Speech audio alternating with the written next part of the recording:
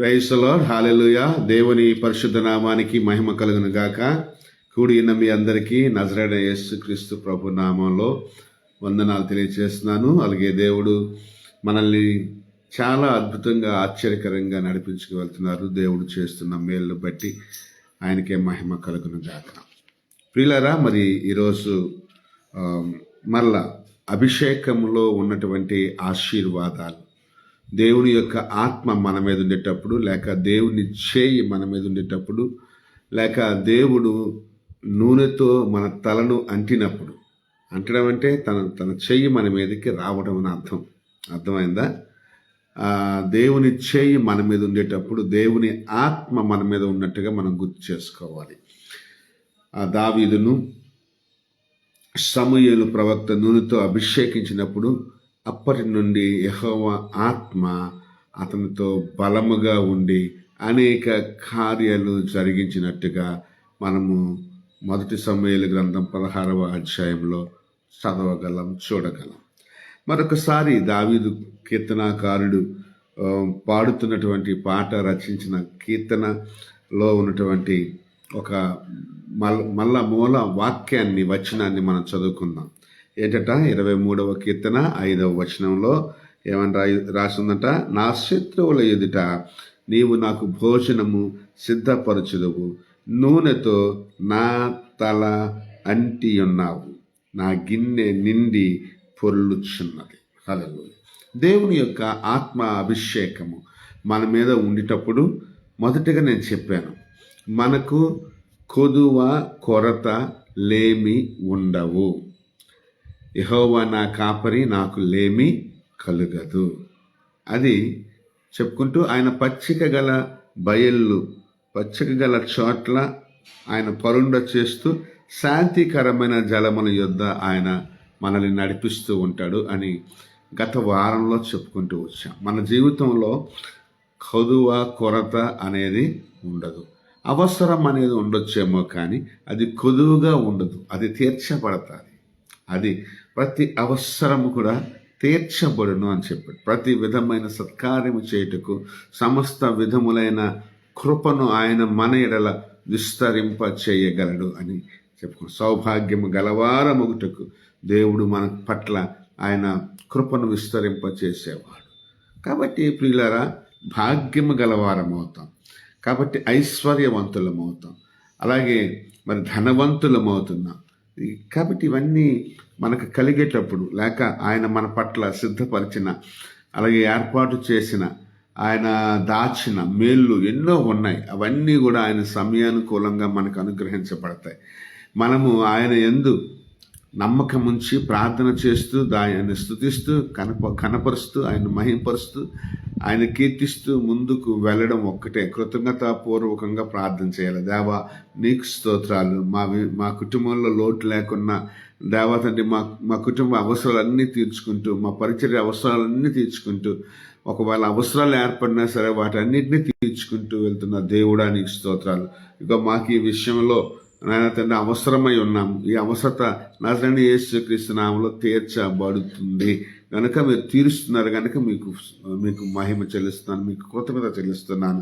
ఇగో మా పిల్లల జీవితాలు నాయన తండ్రి కడుతున్నారు, మా పిల్లల కెరియర్స్ కడుతున్నారు, అలాగే వారికి సక్సెస్ ఇస్తున్నారు, వారికి విజయం ఇస్తున్నారు, మా పరిచర్యలో విజయాలు ఇస్తున్నారు, మా సంఘంలో గొప్ప కార్యాలు చేస్తున్నారు, మా పరిచర్యలో గొప్ప కార్యాలు చేస్తున్నారు, అలాగే మా కుటుంబంలో గొప్ప కార్యాలు చేస్తున్నారు అని చేయబోయే కార్యాన్ని ముందుగా దేవుడు చేసినట్టుగా మనం భావించి నమ్మి దేవునికి కృతజ్ఞత చెల్లించడమే నిజమైనటువంటి భక్తి జీవితం. కాబట్టి ఆ విధంగా వెళ్ళేటప్పుడు మీకు ఏ విషయంలో మీరు కృతజ్ఞత చెల్లిస్తున్నారో ఆ అవసరత మీకు తీర్చబడుతుంది. హల్లెలూయా. దేవా ఇగో నా ప్రభువా తండ్రి, నా పరిచర్యకు పిఏ సిస్టమ్ కావాలి, క్యాష్ కావాలి, ప్యాడ్స్ కావాలి, లేకపోతే crusades projects, widows project, pastors project, Bible school projects, ministry విషయంలో అయితే, అలాగే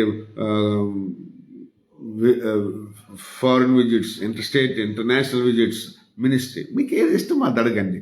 ప్రభువులో ఉండి మీకు ఏది ఇష్టమో అది అడగండి. అవన్నీ తీర్చబడతాయి. ఆయన మహిమార్థమే తీర్చబడతాయి. వాటన్నిటి కొరకు దేవుడికి థ్యాంక్స్ చెప్పండి. దేవ ఇక నాయన ఓపెన్ డోర్స్ చేస్తున్నందుకు మీకు స్తోత్రాలు. దేవ ఇక నా నడిపిస్తున్నందుకు స్తోత్రాలు. అంతర్రాష్ట్రీయంగా అంతర్జాతీయంగా నడిపిస్తుంది మీకు స్తోత్రాలు. ఇకనైనా మా కుటుంబ అవసరాలు అన్నీ తీరుస్తుంది మీకు స్తోత్రాలు. ఇగో క్యాష్ ఇచ్చినందుకు స్తోత్రాలు. నా ప్రభావం పిల్లలకు ఉద్యోగాలు ఇచ్చినందుకు స్తోత్రాలు. ఇక నన్ను ల్యాప్టాప్ ఇచ్చినందుకు స్తోత్రాలు. లేకపోతే ఇంకా ఏం లేవో వేటి కోసం అడుగుతున్నారో వాటన్నిటి విషయాల్లో దేవునికి కృతజ్ఞతాపూర్వకంగా మనం విజ్ఞాపన ప్రార్థన చేసినప్పుడు కృతజ్ఞత అనేది దాంట్లో యాడ్ అయితే దేవునికి ముందుగానే కృతజ్ఞత చెల్లిస్తే ఆ అవసరం అంతా మీకు తీర్చబడుతుంది. అలాగే దేవునికి స్తోత్రాలు. ఇగో నా ప్రభు, నేను ఆస్ట్రేలియా వెళ్ళాలని అమెరికా వెళ్ళాలని ప్రార్థన చేస్తున్నాను ఈ సంవత్సరం. దేవానికి స్తోత్రాలు. ఆస్ట్రేలియా పంపిస్తున్నందుకు మీకు స్తోత్రాలు. దేవ అమెరికా పంపిస్తున్నందుకు మీకు స్తోత్రాలు అని ఇప్పుడు చెప్పాను. ఇలాగ ఇంకా చెప్తూనే వస్తుంటాను. దేవా ఇక నా ప్రభు తండ్రి మాకు క్రూసేడ్స్ అలాగే నా తండ్రి నా వీడియో ప్రాజెక్టు పాస్టర్స్కి సపోర్ట్ చేయడానికి ప్రాజెక్టు కావాలి ప్రార్థన చేస్తుంది. దేవా మీకు స్తోత్రాలు. దేవుడి దయ అయితే, దేవుని కృప అయితే, ఆయన దేవుని సమయంలో దేవుని ఆ కృప మనకు అనుగ్రహించబడి ఆ అవసరత మనకి తీర్చబడుతుంది. నేను నమ్ముతున్నాను దాన్ని. అంటే మనకి లేమి లేదు అన్నది గత వారాన్ని నేను మీకు తెలియచేశాను. ఇప్పుడు రెండవదిగా దేవుని యొక్క ఆత్మ అభిషేకం మన మీదకి వచ్చినప్పుడు భయము అనేది ఉండదు. చెప్తున్నా అక్కడ, గాఢాంధకారపు లోయలో నేను సంచరించినను ఏ అపాయమునకు భయపడను. గుర్తుపెట్టుకునేది చిన్న వ్యత్యాసాన్ని చెప్తాను మీకు. ఉదాహరణకి యేసుక్రీస్తు ప్రభుకి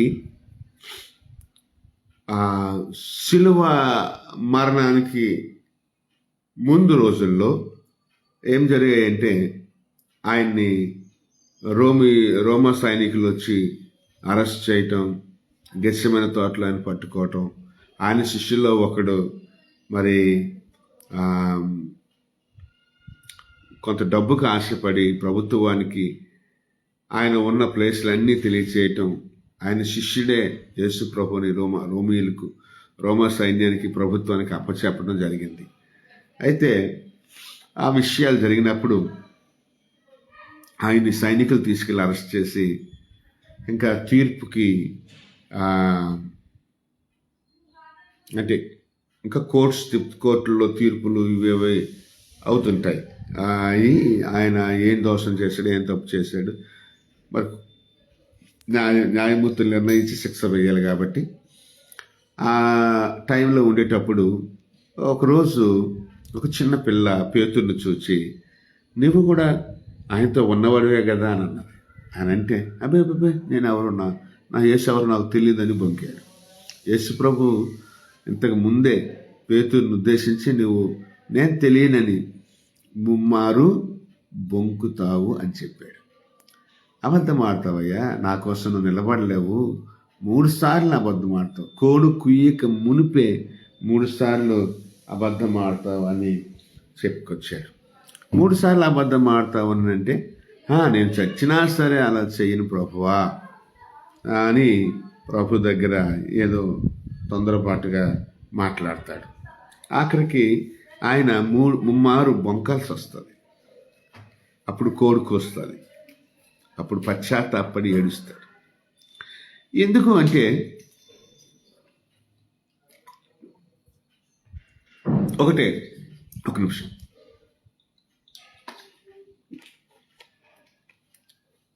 ఎందుకు అంటే భయం. ఆయన్నే అంత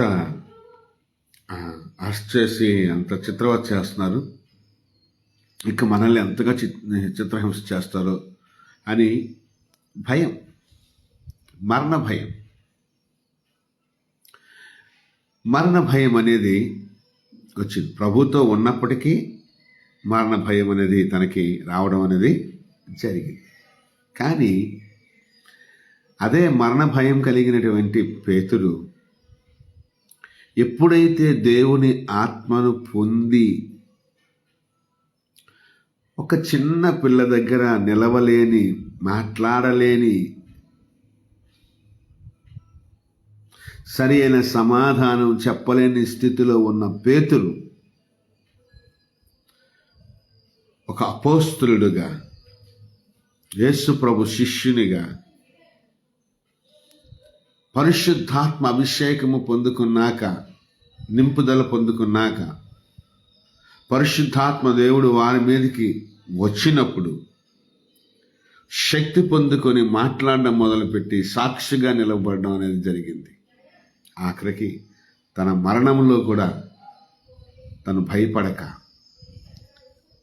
యేసు ప్రభు అంత పరిశుద్ధత నాకు లేదు, కానీ యేసు ప్రభుతో సమానత్వాన్ని నేను కోరుకోవడం లేదు, కానీ ఆయన్ని సిలువ వేసినట్టుగా నాకు వేయకండి, నన్ను తలకిందులుగా సిలువ వేయండి అని మరణంలో కూడా భయపడకుండా ప్రభు కోసం సాక్షిగా బతికాడు. ఈ రోజున మరణ భయం అనేది చాలా మందికి ఎక్కువైంది. నానా రకాల జబ్బులు, వ్యాధులు. ఇన్సూరెన్స్ వాళ్ళు కూడా, ఇన్సూరెన్స్ కంపెనీస్ ఏమంటారు, నిన్న మొన్న మాట్లాడాను ఇన్సూరెన్స్ కంపెనీస్తో మాట్లాడితే, ఎవరు అప్పు ఇస్తారండి, అప్పు తీసుకొని వడ్డీలు కట్టుకోవాలండి, హ్యాపీగా ఇన్సూరెన్స్ కట్టుకోండి అని వాళ్ళు ఒకవైపు నుంచి మనల్ని భయపెడుతూ ఇన్సూరెన్స్ ఉంటే మంచిది అని చెప్తారు. నిజమే, కరెక్టే. వాళ్ళు ఇన్సూరెన్స్ ఉండడం మంచిదే. ఇప్పుడు లైఫ్ ఇన్సూరెన్స్ ఉండడం మంచిదే, హెల్త్ ఇన్సూరెన్స్ ఉండడం మంచిదే, ఇవన్నీ మంచిదే. కానీ మరి ఇన్సూరెన్స్ మీదే ఆధారపడితే, మరి ఇన్సూరెన్స్ మీదే నమ్మకం పెట్టుకుంటే, మరి ప్రభు మీద మనం ఏ నమ్మకం పెట్టుకున్నట్టు? అలాగని నేను తప్పుడు సమాచారం ఎవరికి ఇవ్వట్లేదు. ఇన్సూరెన్స్లు కట్టండి, తప్పు కాదు. ఎందుకంటే ఒకవేళ మనకి ఆ సమయానికి హెల్త్కి కావాల్సినటువంటి ఖర్చు ఏదైనా సరే కనుక మన దగ్గర లేకపోతే అప్పు చేయాల్సి వస్తుంది, వడ్డీ కట్టుకోవాల్సి వస్తుంది. ఇన్సూరెన్స్ కంపెనీ వాళ్ళు తప్పు చెప్పరు. కాకపోతే ఏంటంటే ఇప్పుడు 50,000 70,000 కట్టాలంటే మనకి సంవత్సరానికి అదొక బాధగా అనిపిస్తుంటుంది. కాబట్టి ఖర్చుతో కూడినటువంటి వ్యవహారం కాబట్టి ఒక 5,000, 3,000, 2,000 అయితే మనం ఏదో రకంగా కట్టుకోగలుగుతాం. కాబట్టి మన ఆర్థిక స్తోమతలు సరిగ్గా లేకపోవడం బట్టి మనం వెనకంజ వేయాల్సి వస్తుందేమో, కానీ లేకపోతే ఇన్సూరెన్స్ పాలసీస్ మంచివే. బట్ ఇన్సూరెన్స్ ఉంది కదా అని దేవుడి మీద ఆధారపడడం మానేయకూడదు.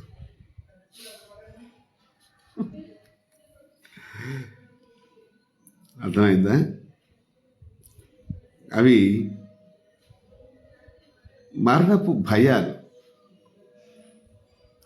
మరణపు భయం. అమ్మో ఏమైపోతుందేమో, ఇన్సూరెన్స్ ఉంటే మంచిది కదా.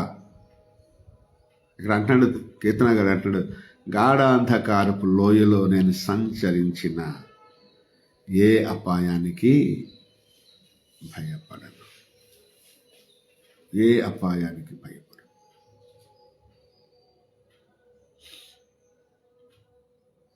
ఎందుకు అంటే అక్కడ ఆయన ఉన్నాడు.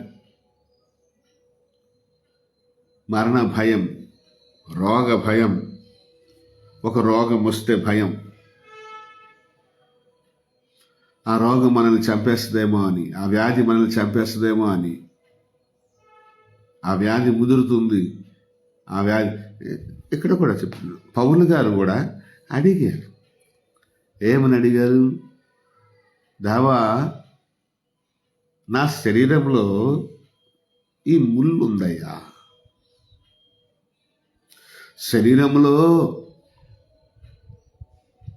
పాపాన్ని అలనివ్వకుడి అని పౌలు గారే మాట్లాడాడు.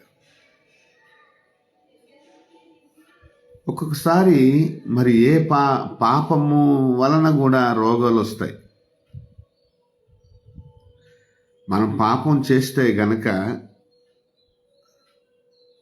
ఆ పాపం వల్ల రోగాలు వస్తాయి. చాలామంది దీన్ని నమ్మరు. ఇప్పుడు వ్యభిచరించకూడదు అని ఉంది, వ్యభిచరిస్తూ వెళ్తూ ఉన్నాడు. వాడికి ఏదో రోగం వస్తుంది. మరి ఆడ పాపం చేయబట్టే కదా రోగం రావటం. వివాహేతర సంబంధాలు, అక్రమ సంబంధాలు, ఈ వ్యవస్థలో వెళ్ళేటప్పుడు దేవుడు చూస్తూ ఊరుకోడు.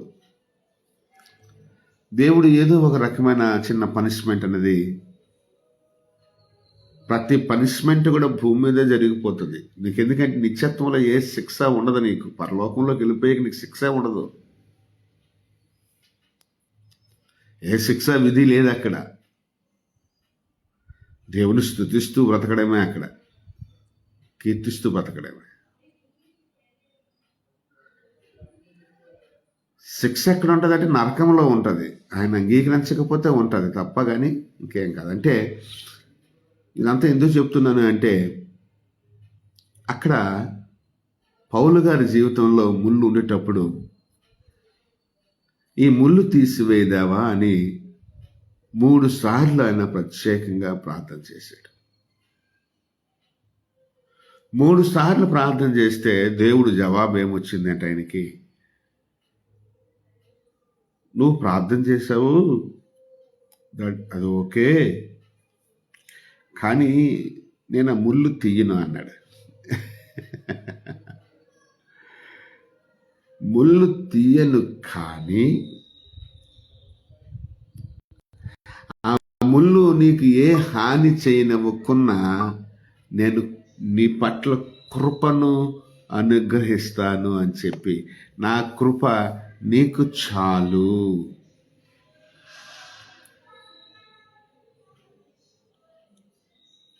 యేసు ప్రభు శిష్యులకి ఆయన చెప్పుకెళ్ళాడు, ఆజ్ఞించిన తర్వాత ఏం చెప్పాడంటే, మీరు మరణకరమైనది ఏది త్రాగినను అది ఏమాత్రమును మీకు హాని చేయదు అని చెప్పుకొచ్చాడు. అంటే ఎందుకు హాని చేయదు అంటే, ఆయన కృప మనతో ఉంటుంది కాబట్టి. ఇదిగో సదాకాలం నేను మీతో కూడా ఉన్నాను, సదాకాలం నేను మీతో కూడా ఉన్నాను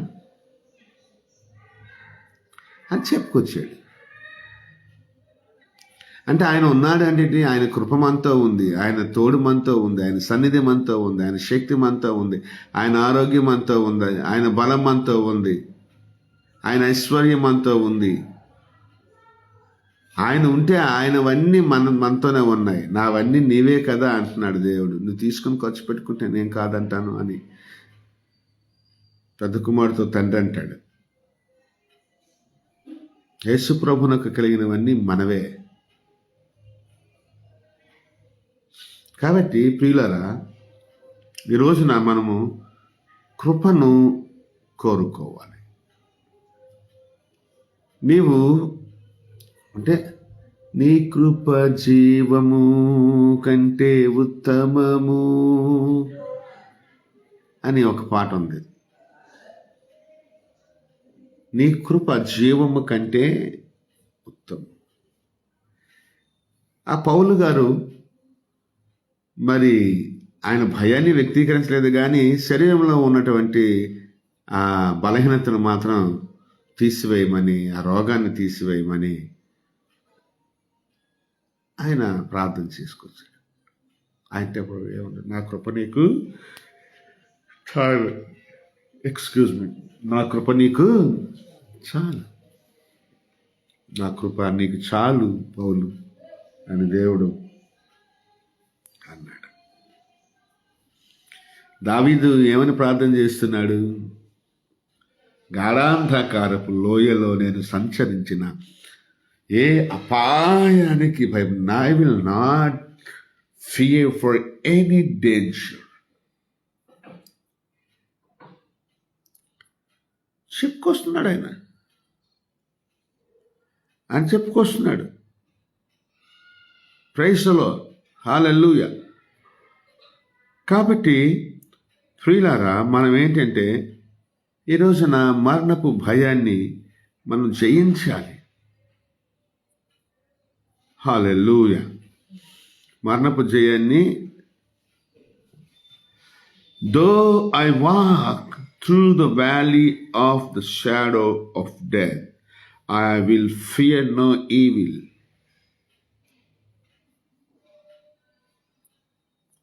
ఏ అపాయానికి నేను భయపడను. యాయీరు ఇంటి దగ్గర నుంచి ఇద్దరు పని వాళ్ళు వచ్చి బోధకుడిని ఇంక శ్రమ పెట్టొద్దు అని చెప్పినప్పుడు యేసు ప్రభు వారి మాటలను నమ్మొద్దు, భయపడొద్దు, దేవుని యందు నమ్మకం ఉంచు, నా మీద కూడా నమ్మకం ఉంచు అని చెప్పాడు. నా మాట మీద నమ్మకం పెట్టుకో, నా మీద నమ్మకం ఉంచు.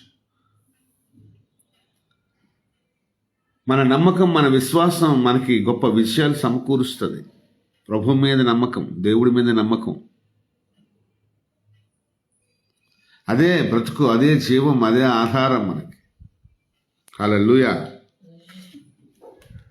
నీతిమంతుడు విశ్వాస మూలముగా జీవిస్తాడు. నీతిమంతుడు జీవిస్తాడు, విశ్వాసంతో జీవిస్తాడు. ఆ విశ్వాసమే వాడికి జీవం, ఆధారం. కాబట్టి faith in Christ Jesus brings us life.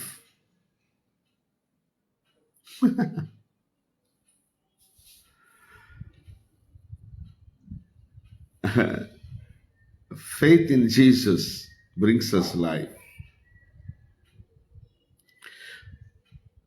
Faith అనేది చాలా ఇంపార్టెంట్. దేవుని మీద నమ్మకం అనేది చాలా ఇంపార్టెంట్. ఇక్కడ కొన్ని మాటలు నేను చెప్పి మీకు అందుకోసం యేసు ప్రభు ఏమన్నాడు మాటతో, నేనే పునరుత్థానమును, నేనే జీవమును, నా యందు విశ్వసించేవాడు అన్నిటికీ చనిపోడు, బ్రతికి నా యందు విశ్వసించేవాడు ఎన్నటికీ చనిపోడు అని అన్నాడు. ఈ మాట నువ్వు నమ్ముచున్నావా అన్నాడు. నా యందు విశ్వసించేవాడు చచ్చిపోడు, నా యందు విశ్వసించేవాడు చచ్చిపోడు. హెబ్రీయులకు రాసిన పత్రిక 2వ అధ్యాయము 14-15 వచనాలు చదువుకుందాం.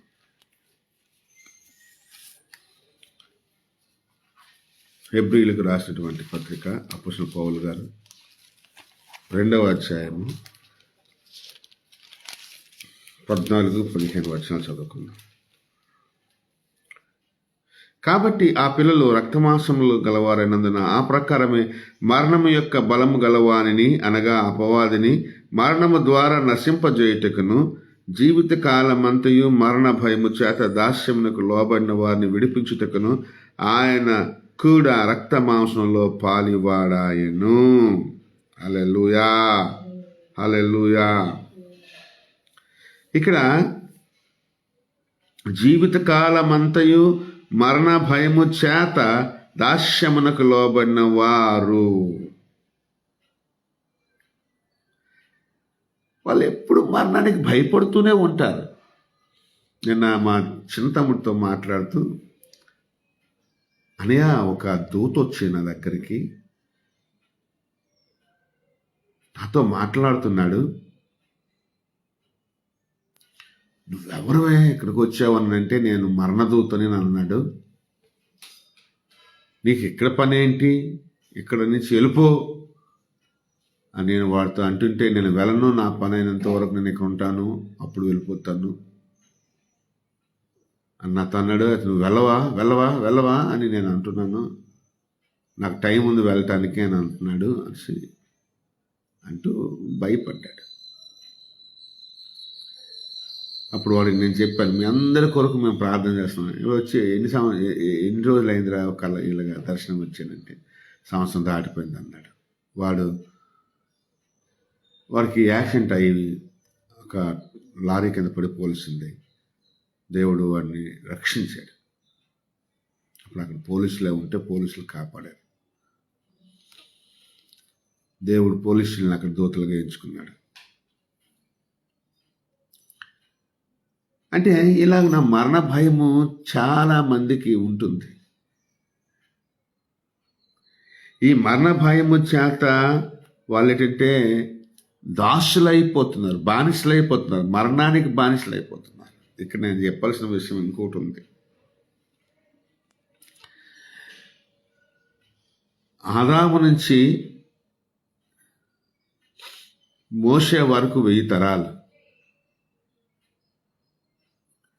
అయితే 1000 సంవత్సరాలు అనుకుంటా. 1000 years, 1000 సంవత్సరాలు. ఈ ఈ కాలంలో మరణం అనేది దేవుని ప్రజల మీద ఏలింది. మరణము ఏలెను అని రాయబడి ఉంది. మరణము దేవుని ప్రజల మీద ఏలటం అనేది, అంటే దేవుని ప్రజల మీద ఆధిపత్యం చెలాయించడం అనేది దేవుడికి ఇష్టం లేదు. దేవుడికి ఇష్టం లేకపోతే ఆ ప్రజలు చనిపోతున్నారు అని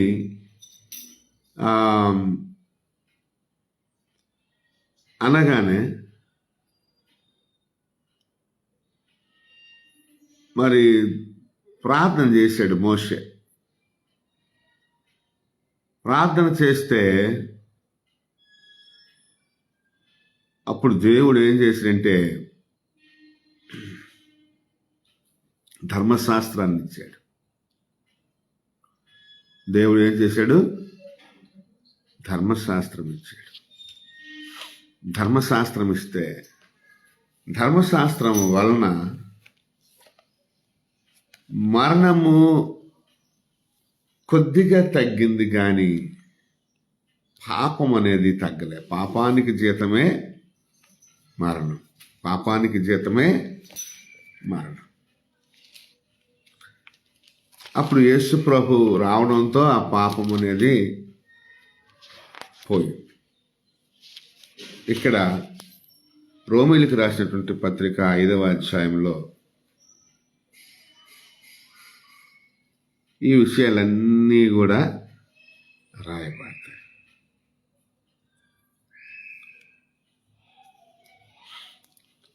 ప్రియులారా, చెప్తున్నాడు కదా 20వ వచనంలో ఏమని అంటున్నాడంటే, మరియు అపరాధం విస్తరించినట్లు ధర్మశాస్త్రం ప్రవేశించను, అయినను పాపము మరణమును ఆధారం చేసుకుని ఎలాగూ ఏలెనో అలాగే నిత్య జీవము కలుగుటకై నీతి ద్వారా కృపయు ప్రభువైన యేసుక్రీస్తు మూలంగా ఏలి నిమిత్తం పాపం ఎక్కడ విస్తరించెనో అక్కడ కృప అపరిమితముగా విస్తరించాను. అంటే ఆ పాపపు ఫలితము వాడు అనుభవించకున్న, పాపానికి జీతం మరణం కాబట్టి ఆ మరణం అనేది వాడు పొందకున్న ఆ కృప జీవాన్ని వాడికి అనుగ్రహిస్తుంది.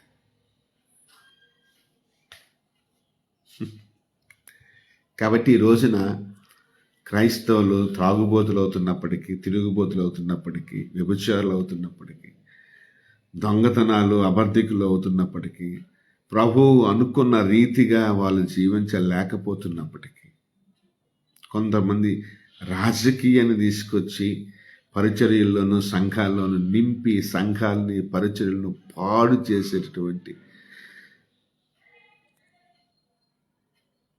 నాయకులు, సేవకులు ఉన్నారు. వారు శరీరంలో శిక్షణ అనుభవిస్తున్నారు. ఇంకా బుద్ధి తెచ్చుకోకుండా వాళ్ళు రాజకీయపు బుద్ధి, వాళ్ళ పాపపు బుద్ధి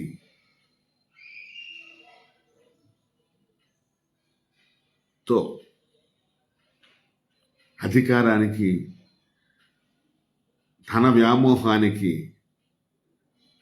బానిసలైపోయి మరణానికి దాసులైపోతున్నారు, శిక్షకు దాసులు అవుతున్నారు.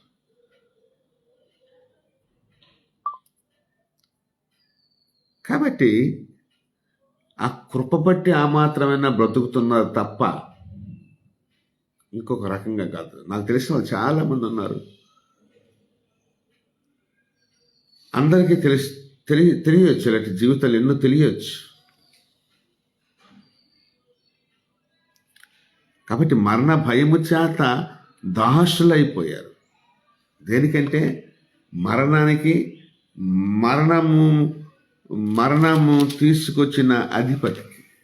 అది అక్కడ హెబ్రీ పత్రికలో చెప్తున్నాడు.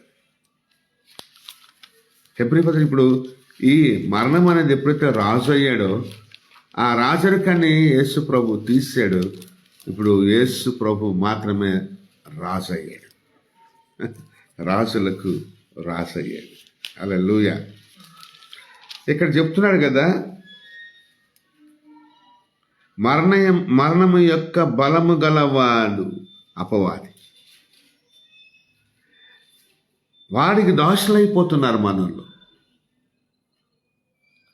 అలాగ దాసులు అవ్వకూడదనే రక్తమాంసలు గలవాడయ్యాడు. ఆయనంటే నరుడుగా వచ్చి నరుడిని జీవింపచేయటానికి, రక్షించటానికి లోకంలోనికి నరునిగా వచ్చాడు యేసుక్రీస్తు ప్రభు. హల్లెలూయా. అతన్ని కూడా శోధించాడు, వేధించాడు అపవాది. కానీ వారిని యేసు ప్రభు ఓడించాడు. హల్లెలూయా. వారిని యేసు ప్రభు ఓడించాడు. జాషువా, పడుకున్నావేంటి? చూస్తున్నావా వాక్యం?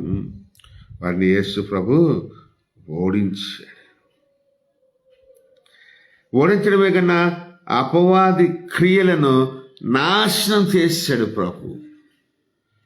He has destroyed the works of the devil. ఈ సాతానే దయ్యం, ఈ అపవాదే దయ్యం, ఈ అపవాదే సాతాను. వీడే మరణదూత, వీడే మరణాన్ని కోరుకుంటాడు, వీడే మనుషులు చంపుతుంటాడు, వీడే పాపం చేయిస్తుంటాడు, వీడే వ్యాధులు పాలవ్వాలి వీళ్ళందరూ ఈ పాపం ద్వారా రోగాల్ని, మరణాన్ని అంటగడుతుంటాడు. వాడికి దాసులైపోయారు ప్రజలు. కానీ వాడి దాస్యరకం నుంచి విడిపించడానికి యేసుక్రీస్తు ప్రభు రక్తమాంసములు గలవాడు అయ్యాడు. అయ్యి మన కోసం మరణించి మరణపు భయము నుంచి మనల్ని విడిపించి ఆ మరణాన్ని గెలిచి సజీవుడై మనకు ఆయన దేవుడని నిరూపించుకొని ఆయనలోనే జీవం ఉందని, మరణము ఆయనను బంధించి ఉండలేదని, మరణము ఆయన మీద ప్రభుత్వము చేయలేదని దేవుడు యేసుక్రీస్తు నిరూపించాడు. కాబట్టి మనం ఏం చేయాలి అంటే భయపడకూడదు. ఏంటట? గాఢాంధకారపు లోయలో నేను సంచరించిన ఏ అపాయానికి నేను భయపడను. అందుకోసమే పౌలు గారు తిమోతికి రాస్తున్నాడు కదా, 2వ తిమోతి పత్రిక 1వ అధ్యాయము 7వ వచనంలో ఏమంటున్నాడు? దేవుడు మనకు శక్తియు ప్రేమయు ఇంద్రియ నిగ్రహము గల ఆత్మనే ఇచ్చెను గాని పిరికితనము గల ఆత్మ నీయలేదు. మనకి బలమిచ్చాడు, శక్తినిచ్చాడు, ప్రేమనిచ్చాడు. శక్తి, ప్రేమ, ఇంద్రియ నిగ్రహము గల, ఇంద్రియ నిగ్రహము అంటే మంచి బుద్ధి గల ఆత్మ. అంటే ఏ విషయానికి భయపడని ఆత్మ, బ్యాలెన్స్డ్గా ఉన్న స్పిరిట్, కంగారు పడిపోని ఆత్మ అని చెప్పాడు. ఆయన భయము లేని పిరికితనము గల ఆత్మ ఇవ్వలేదు. పిరికితనము గల ఆత్మ దేవుడు ఇయ్యలేదు. దేవుడు ఇవ్వని పిరికితనానికి, దేవుడు ఇవ్వని భయానికి నువ్వెందుకు భయపడాలి? నీకు ఎక్కడి నుంచి వచ్చిందా పిరికితనం? నీకు ఎక్కడి నుంచి వచ్చిందా భయం? దేవుని యందు ధైర్యాన్ని కలిగి ఉండు, దేవుని యందు నమ్మకం కలిగి ఉండు, దేవుని యందు శక్తి కలిగి ఉండు, దేవుని యందు ప్రేమ కలిగి ఉండు. నీ దగ్గరికి ఏమి రావు, ఏ అపాయము రాదు నీకు. చుట్టూ ఒకవేళ అపాయాలు ఉన్నా సరే అపాయం నీకు రాదు. ఏ అపాయానికి నువ్వు భయపడకూడదు. వీడిలో బలం ఉంది, వీడిలో ప్రేమ ఉంది, వీడిలో శక్తి ఉంది, వీడిలో ఇంద్రియ నిగ్రహం గల ఆత్మ ఉంది, వీడు దేవుడిలో బలంగా ఉన్నాడు అనేటటువంటి ఆ స్పిరిట్, ఆ అపవాది చూచినప్పుడు మనకి ఏ కీడు చేయలేకన్నా పోతాడు వాడు. నువ్వు భయపడకూడదు.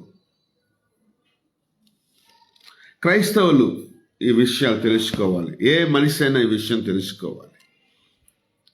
భయపడకూడదు. చివరిగా 1-2 మాటలు నేను తెలియచేసి చదివి ముగిస్తాను. కీర్తనలు 118వ కీర్తన 118వ కీర్తన 17వ వచనాన్ని చదువుకుందాం. చదువును అది మీ హిందీలో ఏముంది? मैं ना मरूंगा वरन जीवित रहूंगा। जीवित रहूंगा मैं नहीं मरूंगा वरन जीवित रहूंगा। I will not die, I will live. और परमेश्वर के कामों का वर्णन करता रहूंगा. నేను దేవుణ్ణి స్తుతిస్తూ ఉంటుంటాను. ఏమన్నాడు ఇక్కడ? 118:17 నేను చావను. ఐ విల్ నాట్ డై, మై నాయ్ మరుంగా. Who can say this? ఎవరు చెప్పగలరు ఈ మాట? ప్రతి బిడ్డ, దేవుని బిడ్డ చెప్పాలి. శరీరంలో ముళ్ళుందా? నేను చావను. శరీరంలో రోగం ఉందా? నేను చావను. అంధకారములో ఉన్నావా? చావను. ఎందుకు అంటే ఆయన క్రియలు నేను వివరించాలి, ఆయన కార్యాలను వివరించాలి, ఆయన గురించి నేను చెప్పాలి, ప్రకటించాలి.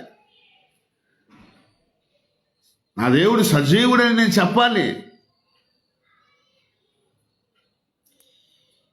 కాబట్టి నేను చావను. సజీవుడినై యెహోవా క్రియలను వివరించేదను. అంతే కదా? సజీవుడినై యెహోవా క్రియలను నేను వివరిస్తానయ్యా. నా దేవుడి కోసం బ్రతుకుతాను. నా దేవుని ప్రకటించడం కోసం బ్రతుకుతాను. నా దేవుని రాజ్యాన్ని ప్రకటించడం కోసం బ్రతుకుతాను. సువార్త ప్రకటించడానికి బ్రతుకుతాను. దేవుని రాజ్యాన్ని కడతాను. దేవుని రాజ్యాన్ని వ్యాపింపజేయిస్తాను. నా ద్వారా ఆయన క్రియలు జరగాలి, జరిగిస్తాడు. నా పట్ల ఆయన చేసిన క్రియలను నేను వివరిస్తూ వెళ్తుంటాను. అంతే ఆయన క్రియలు. ఒకవేళ నా జీవితంలో జరిగిన క్రియలే కాకుండా నా దేవుడు ఇతరుల జీవితంలో చేసే క్రియలు కూడా నేను వివరిస్తాను. నా ప్రజల పట్ల చేసే కార్యాలను వివరిస్తాను. నా కుటుంబం పట్ల చేసే కార్యాలను వివరిస్తాను.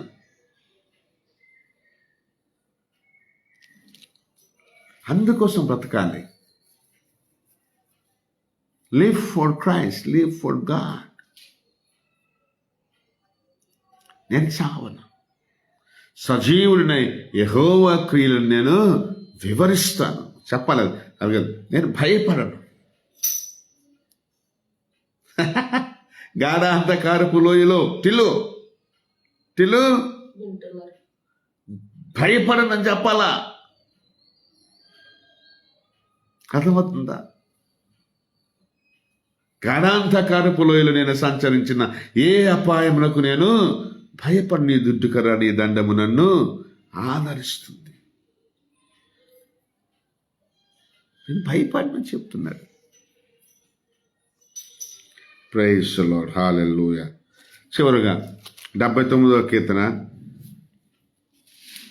11వ వచనం చెప్తున్నాను. ఇటువంటి రోగ బాధలు, ఇటువంటి కష్టాలు, సమస్యలు, మరణకరమైనటువంటి అనుభవంలోనికి మీరు నివసిస్తున్నప్పుడు పడక మీద ఉన్నారా? మంచం పట్టారా? కిడ్నీ ఫెయిల్యూరా? హార్ట్ బాగులేదా? లివర్ బాగులేదా? ప్రేగులు బాగులేవా? ఎముకలు బాగులేవా? నరాలు బాగులేవా? క్యాన్సర్తో బాధపడుతున్నావా? టీబీతో బాధపడుతున్నావా? బ్రెయిన్ ట్యూమర్తో బాధపడుతున్నావా? పెరాలసిస్తో బాధపడుతున్నావా? మరణకరమైన వ్యాధితో బాధపడుతున్నావా? చెప్పు. నేను చావను అని చెప్పాలి. ఐ విల్ నాట్ డై అని చెప్పాలి.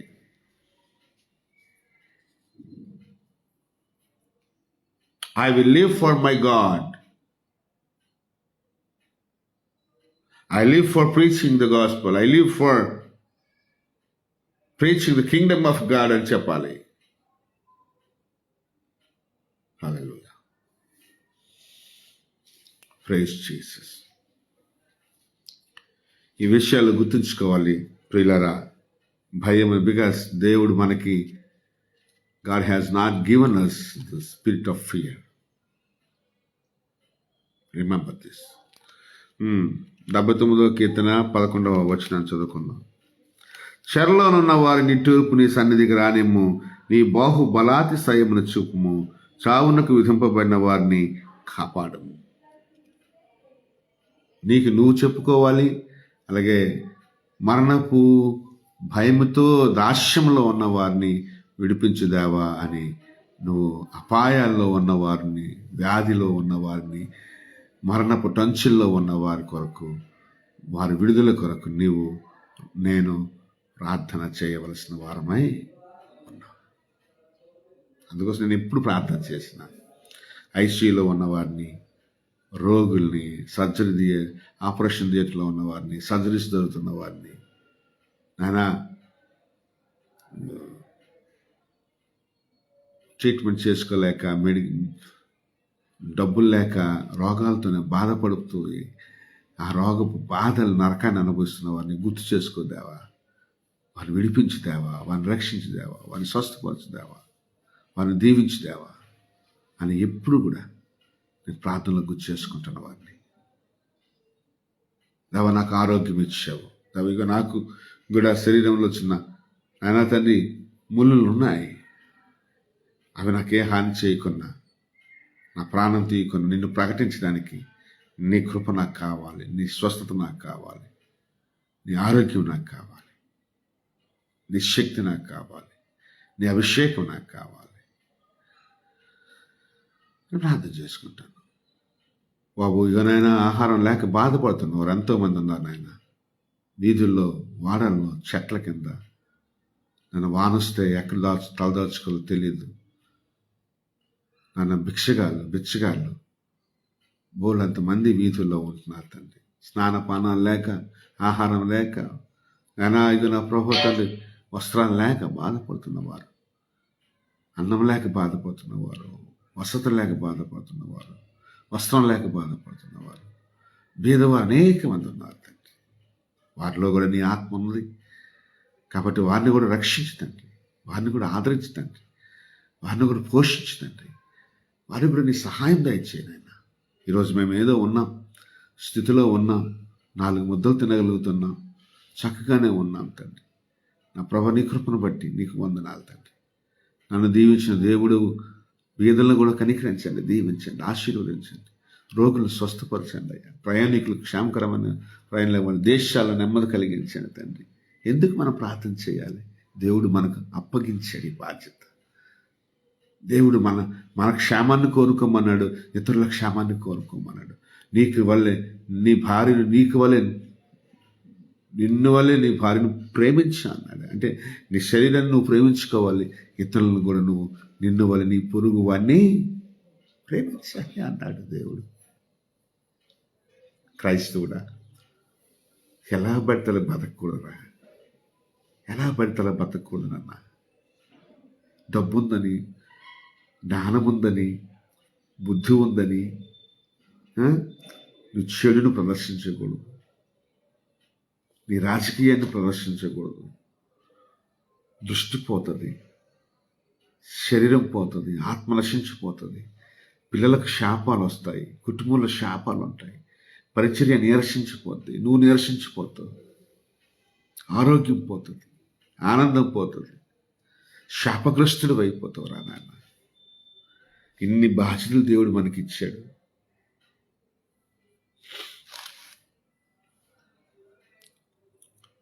మనము జీవిస్తూ ఇతరులను జీవింపచేయనాయనా అని ప్రార్థన చేసేవాడే నిజమైన క్రైస్తవుడు. వాడు ఏ అపాయానికి భయపడ్డు. ఎందుకంటే వాడి మీద దేవుని ఆత్మ అభిషేకం ఉంది. వాడిని దేవుడు నూనెతో తల అంటాడు.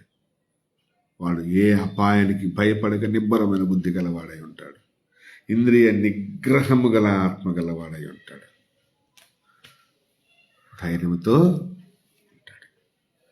రోగానికి భయపడ్డు, అపాయానికి భయపడ్డు, ఏ వ్యవస్థకు భయపడ్డు, ఏ వ్యక్తికి భయపడ్డు, ఏ శక్తికి భయపడ్డు.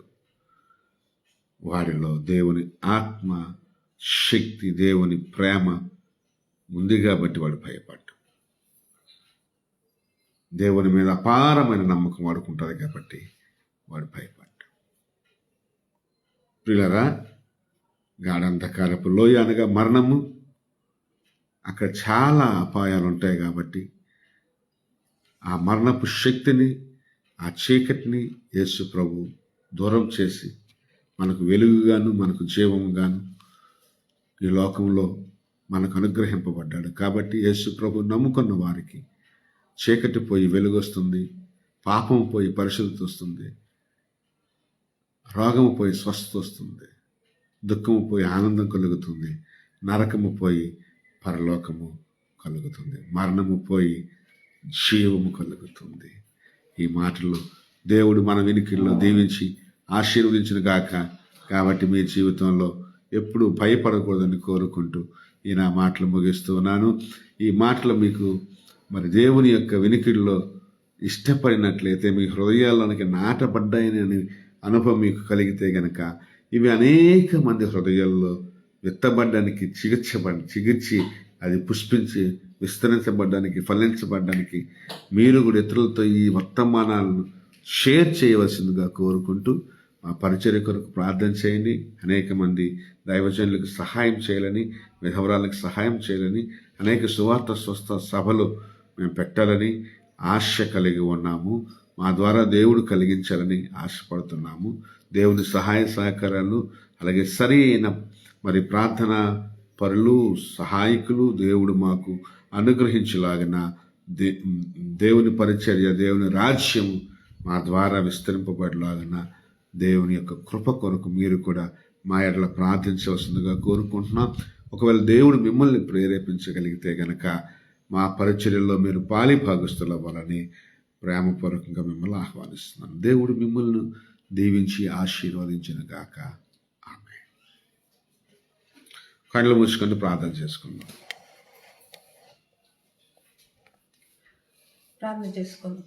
సకల ఆశీర్వాదంగా కానుపుత్ర నీ ఘనమైన నామములో స్తుతి స్తోత్రాలు చెల్లిస్తాం తండ్రి ప్రభా. ఈ మధ్యాహ్నం కాల సమయంలో తండ్రి మీ దాసు ద్వారా తండ్రి ప్రభా ఈ జీవమైన వాక్యం, బలమైన వాక్యం, పరిశుద్ధమైన వాక్యం ప్రభా మీ దాసు ద్వారా మా అందరికీ వినిపించే తండ్రికి స్తోత్రాలు తండ్రి.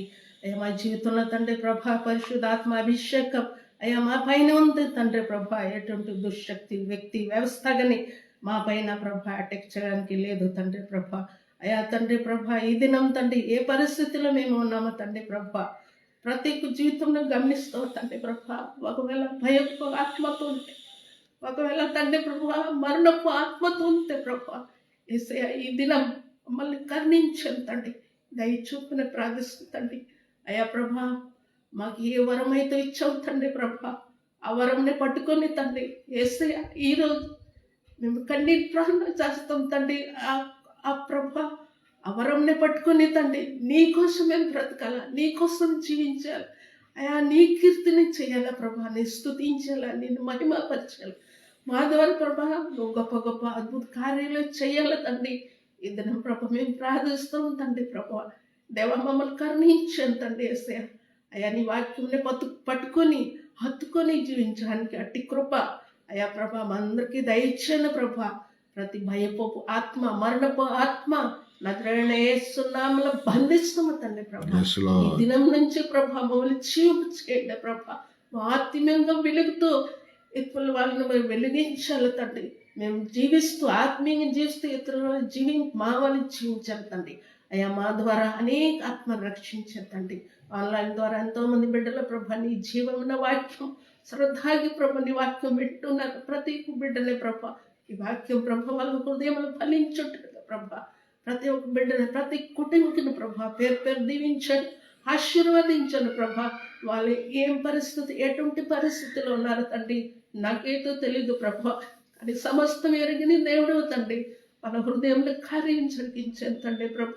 ప్రతి మరణపు ఆత్మ ఒకవేళ ఉంటే, ఒక భయం వల్ల ఆత్మ ఉంటే నజరేయుడైన యేసునామములో ఇప్పుడే సమయం నుంచి ప్రభ, నజరేయుడైన యేసునామములో బయటకు వచ్చును గాక, యేసునామములో దూరపరచును గాక తండ్రి.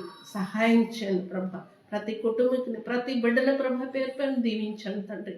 అలాగే ప్రభ ఈ పరిచయనే ప్రభ సమృద్ధిగా దీవించండి, విస్తరించేయండి తండ్రి ప్రభ. ఈ పరిచర్య మూలంగా ప్రభ అనేక మంది ప్రభ అయా తండ్రి దీవించబడాలి, అనేక మంది రక్షణ మార్గంకి రావాలి.